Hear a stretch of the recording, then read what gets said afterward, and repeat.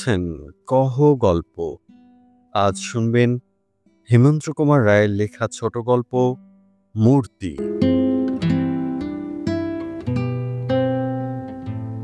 পাহাড়ের ছায়াকে আরো কালো করে রাত্রি ঘনিয়ে এলো। আঁকাবাঁকা পথ দিয়ে একদল যাত্রী এগিয়ে চলেছে।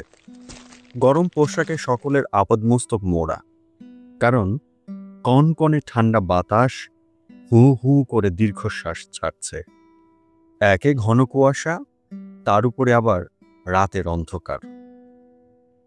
তবু তারই ভেতরে কোনো রকমের চোখ চালিয়ে দূরের সরাইখানার মিটমিটে আলো দেখে পথিকদের ক্লান্ত শীতার্ত মন খুশি হয়ে উঠল। খানিক পরেই সকলে সরাইখানার দরজার সামনে এসে হাজির হলো। যার সরাই সে বেরিয়ে এলো। পথিকদের কথা শুনে বললে, বড়ই মুশকিলের কথা। আমার সরাইয়ের সব ঘরই যে আজ ভর্তি হয়ে গেছে। তবে হ্যাঁ, আপনারা যদি আমার ঢেকিশালায় শুয়ে আজকের রাতটা কাটাতে রাজি হন, তাহলে আমি সে ব্যবস্থা করে দিতে পারি। পথিকরা পরস্পরের সঙ্গে পরামর্শ করে দেখল, হ্যাঁ, তাছাড়া আর কোনো উপায় তো নেই।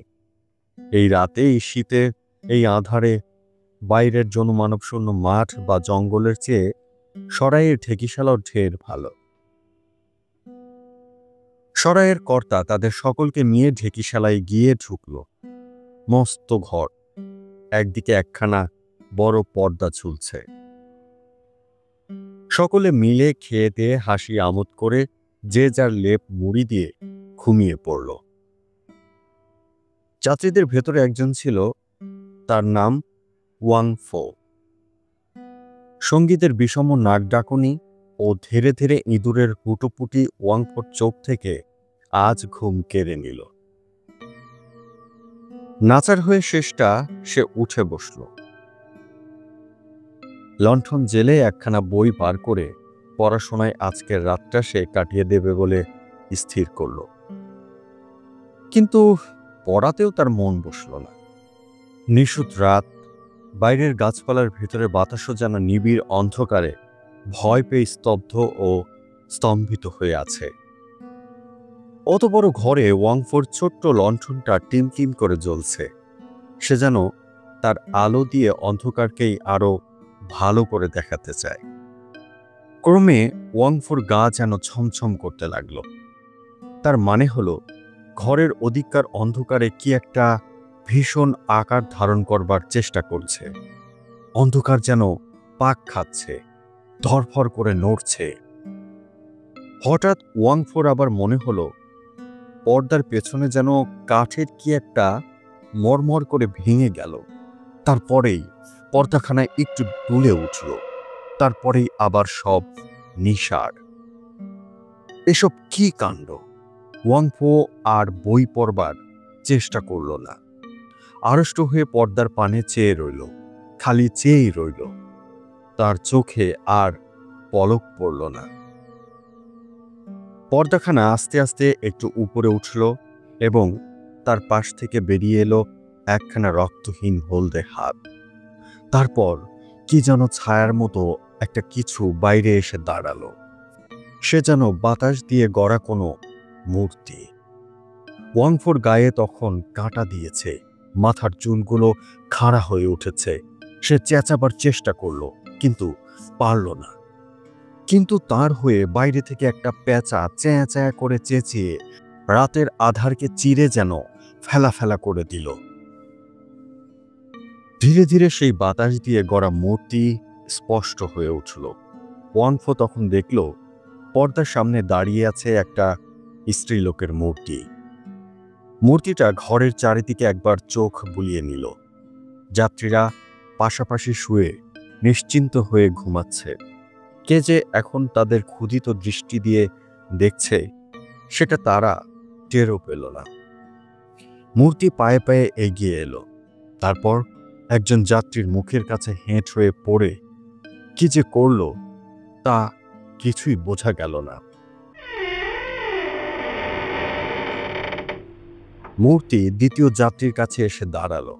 তার চোখ দুটো দপদপ করে জ্বলছে এবং মুখখানা এক ভয়ানক হাসিতে ভরা। মূর্তি আবার হেঁচ হয়ে পড়ল এবং দ্বিতীয় যাত্রীর টুটি কামড়ে ধরল। ওয়াংফো আর পারল না, বিকট চিৎকার করে উঠে দাঁড়ালো এবং তীর বেগে ঘরের দরজা খুলে বাইরে বেরিয়ে গেল। পথ দিয়ে ওয়াংফো চিৎকারের পর চিৎকার করতে করতে ছুটতে লাগলো। তার সেই কান ফাটানো চেঁচানির চোটে গায়ের ঘরে ঘরে সকলের ঘুম ভেঙে গেল। কিন্তু এ রাতে বাইরে এসে কেউ যে তাকে সাহায্য করবে, গায়ের ভেতরে এমন সাহসী লোক কেউ ছিল না। ছুটতে ছুটতে এবং চেঁচাতে চেঁচাতে ওয়াংফো একেবারে গায়ের শেষে গিয়ে পড়ল। তারপরেই মাঠ আর জঙ্গল। দাঁড়িয়ে হাঁপাতে হাঁপাতে সে একবার পিছন ফিরে চাইল। দূরের গাঢ় অন্ধকারে ফুঁড়ে দুটো জলজলে আগুনের ভাটা বেগে এগিয়ে আসছে, ক্রমেই তার দিকে এগিয়ে আসছে।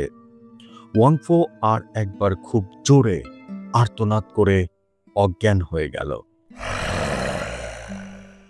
চীন দেশে নিয়ম আছে, কেউ মরলে পরে ভালো দিনক্ষণ না দেখে তার দেহকে কবর দেওয়া হয় না। গায়ের মোড়লের এক মেয়ে মারা পড়েছিল, কিন্তু ভালো দিনক্ষণের অপেক্ষায় তার দেহকে কফিনে পুড়ে সরাইখানার ঢেকিশালে রাখা হয়েছিল। আজ 6 মাসের ভেতরে ভালো দিন পাওয়া যায়নি। সরাইখানার কর্তা সকালে উঠে যাত্রীদের খোঁজে ঢেকিশালায় গিয়ে দেখে দুজন যাত্রী মরে কাঠ হয়ে পড়ে আছে। তাদের গলায় এক একটা গর্ত, তাদের দেহে এক ফোঁটা রক্ত নেই। পর্দা তুলে সভয়ে সে দেখল যে কফিনে গায়ের মোড়লের মেয়ের মরা ছিল তার তালা খোলা, তার ভেতরে মরা নেই। তারপর গোলমাল শুনে গায়ের প্রান্তে গিয়ে সে দেখল ওয়াংফোর মৃতদেহের উপরে উপুর হয়ে পড়ে আছে মোড়লের মেয়ের মরা। ওয়াংফোর গলায় একটা গর্ত আর মরার মুখে লেগে আছে চাপ চাপ রক্ত। বন্ধুরা, এতক্ষণ শুনছিলেন হেমেন্দ্র কুমার রায়ের ভয় সমগ্র থেকে লৌমহর্ষক ছোট গল্প মূর্তি। এরকম আরো গল্প কিংবা উপন্যাস শুনতে চ্যানেলটি সাবস্ক্রাইব করে পাশে থাকা বেল আইকনটি অন করে দেবেন। এছাড়া গল্পটি যদি ভালো লাগে তাহলে অবশ্যই প্রিয়জনের সঙ্গে শেয়ার করতে ভুলবেন না। গল্পটি কেমন লাগলো সেটিও আমাদেরকে কমেন্টস করে জানাতে পারেন। এরকম আরো গল্প কিংবা উপন্যাস নিয়ে আবার আপনাদের সঙ্গে দেখা হবে। সেই পর্যন্ত আপনারা সবাই ভালো থাকবেন, সুস্থ থাকবেন, মোস্ট ইম্পর্টেন্টলি কহ গল্পের সঙ্গে থাকবেন।